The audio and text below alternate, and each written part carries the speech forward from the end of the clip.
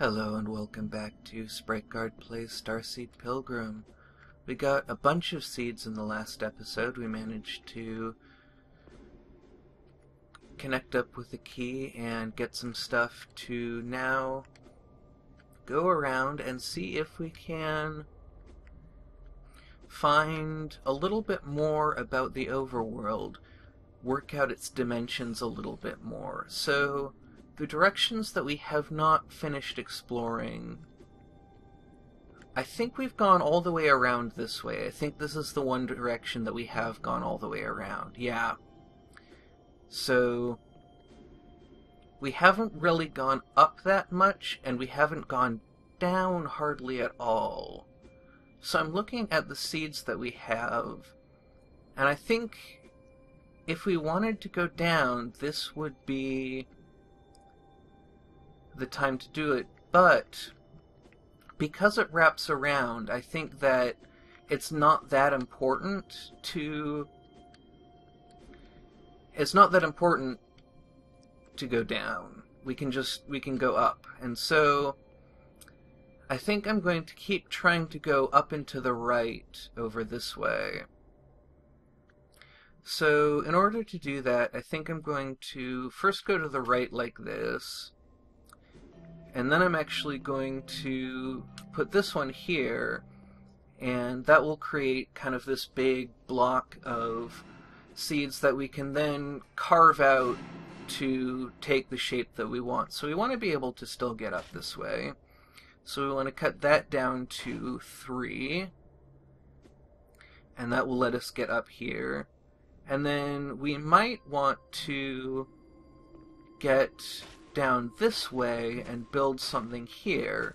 So we would, let's see, probably want to cut that down and then down that way, and that will let us get down here if we want to start building something down there. And we can just climb out like that. Now that's pretty fragile, so that's something that I am a little bit worried about, and it's not really something that I want to focus on right now. I did make a mistake. I did not leave myself a way back up there, and so I'm going to plant this here and hope that it gives me a way. Yeah, that should give me a way back up there, and then I just have to really consciously carve a route back down there if I end up deciding to do that. But because I had to put that down there, I now have to put this somewhere other. My plan was to put that box growing one right here, and then put this next red one on up in the upper right there. I'm not talking so great tonight, I guess. So, oh, that was also a mistake. I really want to go up and to the right is the plan that I have right now. And so I want to be a little bit careful, a little bit more careful than I have been about leaving myself ways out and planning my routes out a little bit more. So that gave us a nice platform that we can build off of. That should go to the right, yes. And eventually, hopefully, we'll see something that will either be new or will let us know where we are. Now that's the sort of thing that I knew I had to be careful about. I won't be able to jump back up that unless I cut that down there. But now that I actually have another red one, I think what I want to do is put it here, and that will give me a little bit more flexibility in what directions I build in. But this is, again, I have to be careful to leave myself a way out. And so I want to be a little bit conservative and only dig out 2s here instead of 3s like I often do, because that will leave me... I guess I'm still stinging a little bit from that time that I accidentally cut out a block that I needed to stand on. And so I'm being a lot more careful now. Now I want this one to go to the right. I want to continue off to the right. So I'm going to put it there to make sure that it goes in the direction that I want it to go. and it looks like we found something, and it's not something that I recognize, but it might end up being... The words don't look that familiar, so I think what we want to do now is farm up some more seeds and see if we can get to that new platform, and either it will be something new, or it will tell us where we've been. It will give us a better sense of the size and shape of this space. Now, I've been growing these out in such a jumbled way that it's still a little bit hard to keep my bearings, so that's something that I'll have to focus on. I've been thinking about how to commentate this better, how to play this better. That's always something that I'm thinking about, and I was thinking about sort of the people that I really admire and the things that they do and how I can incorporate some of that. And so in my 100th video special, I actually did that a little bit. The only thing that I remember offhand doing that was a pretty obscure illusion, but it was basically I said what time I woke up. And it happened on that day to be a rather odd time of like 1 in the afternoon. I don't watch him anymore. I used to watch this guy, Yogscast Nilesy, who I really liked his personality, and the only reason that I stopped watching him was he wasn't really doing games that I had any interest in. Now, I have made a bit of a mistake here, because, oh well, we can give that another shot. I really liked his personality, but he played games that I wasn't particularly interested in, and so I stopped watching him. But he stayed in my mind as sort of someone that I consider a good Let's Player, and particularly because he is very good at the personal touch, which I make a really big deal about on the Let's Play subreddit. I'm always talking about how the personal touch is, to me, the most important thing in a Let's Player. Is I don't care as much about the game as I do about who's playing it. Now, what saying all of this has made me realize is that it's quite a bit more about the game than I sometimes give credit, because, after all, I stopped watching him because he didn't do games that I was interested in. He didn't do games that I found compelling. Part of it is that I got a lot busier, and so I stopped watching as many videos. I used to watch every Northern Lion episode. I used to watch every episode of everything that I could get my hands on. And so I watched a lot of Nilesy until it came time to start making cuts, making choices, when I started having to decide what's the one video that I'm going to watch today. And usually that decision was going to be Indie Impressions, which is where I've gotten most of the games that I've played on this channel, or it was going to be Northern Lion, because I really like his videos and he plays games that I find very compelling. I kind of think of The Binding of Isaac as being my favorite game that I've never played. I have played it a little bit, but I don't enjoy playing it very much, but I still consider it a very, very good game, and I still sort of bring it up in game design discussions as a game that is remarkably well designed. And I often talk about kind of lessons that can be learned from it. I think it's an amazing game, and I think that the remake is even better. I love watching it. I love watching other people play it. But I didn't ever... I have, like, no desire to play it myself. I think part of it is because of the sort of the way that unlocks are handled, that you have to commit to playing like 90 hours. Now that apparently only wants to grow up, so that was actually a mistake to plant it there.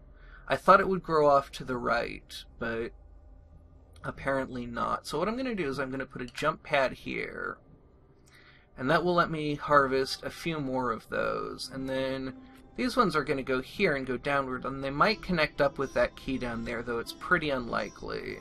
Oh, there it goes. So that's one key that we've connected up with.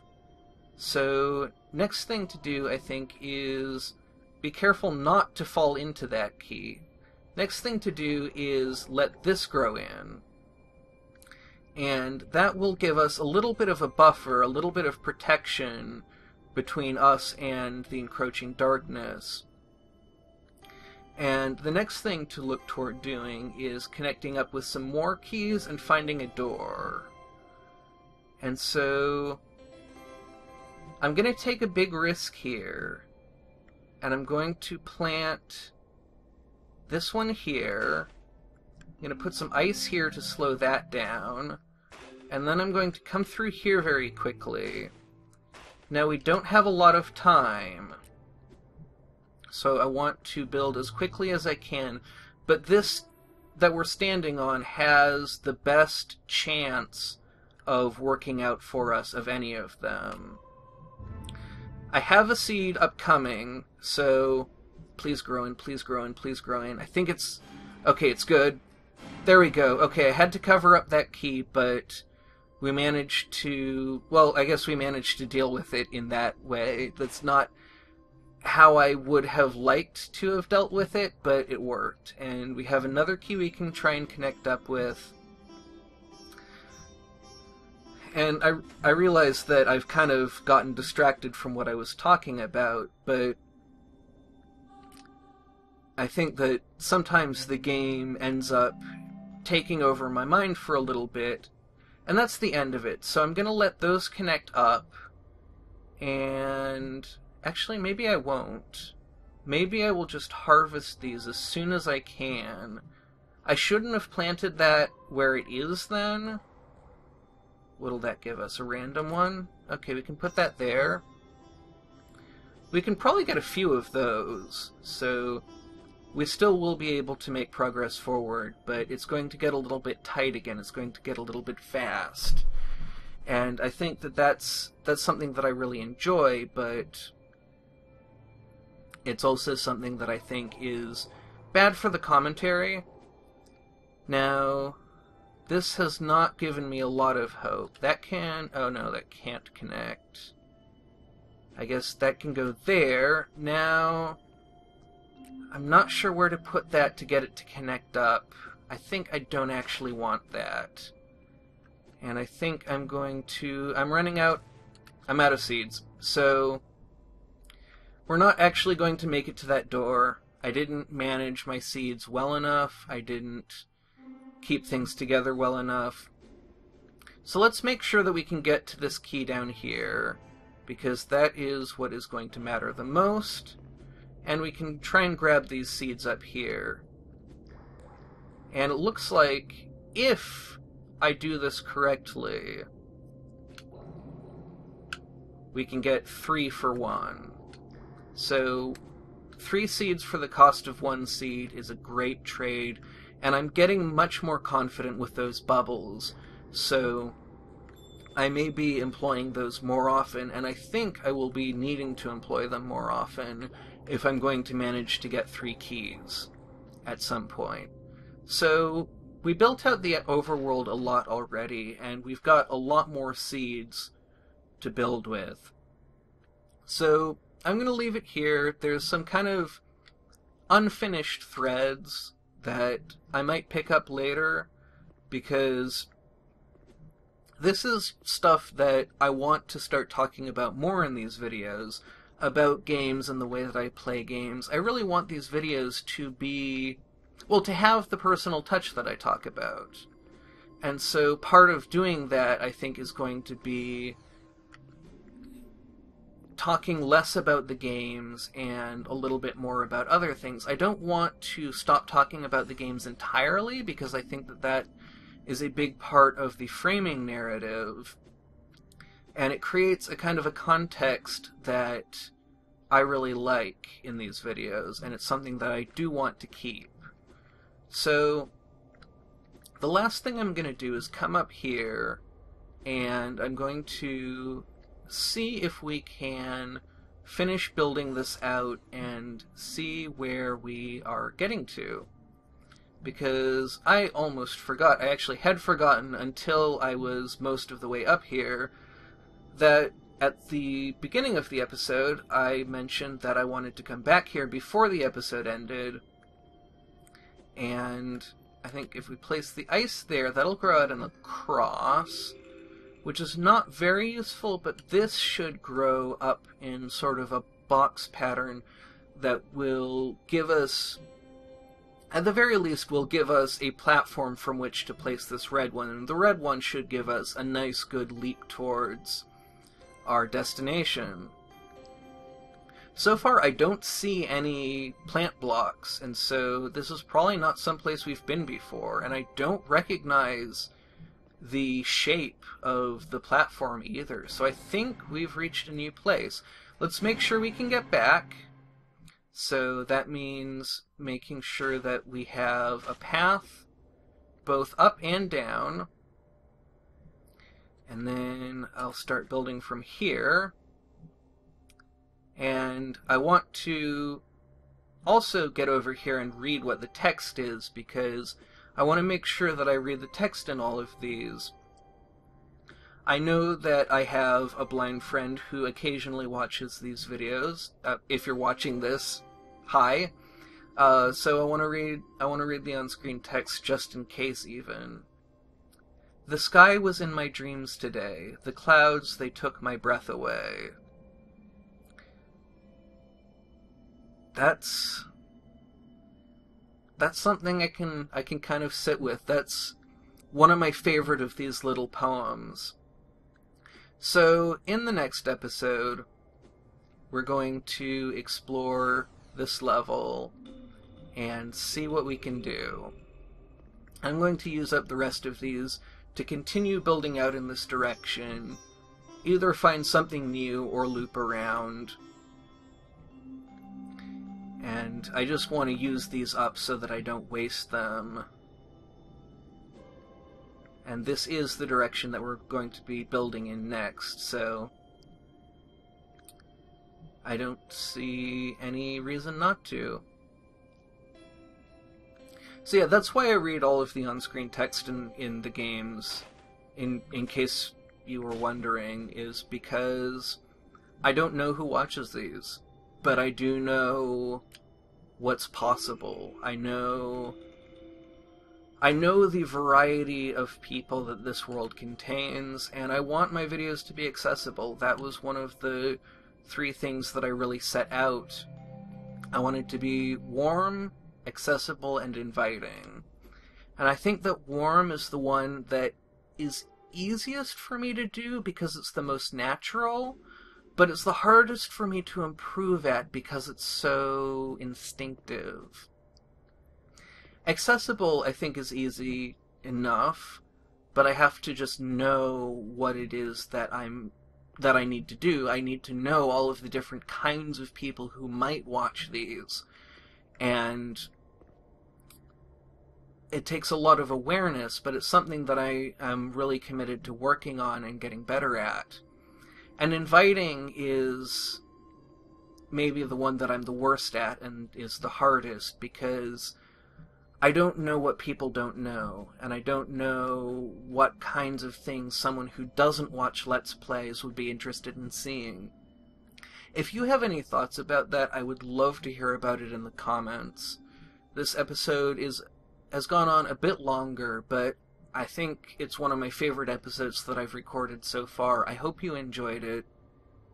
Thank you very much for watching, and have a great rest of your day.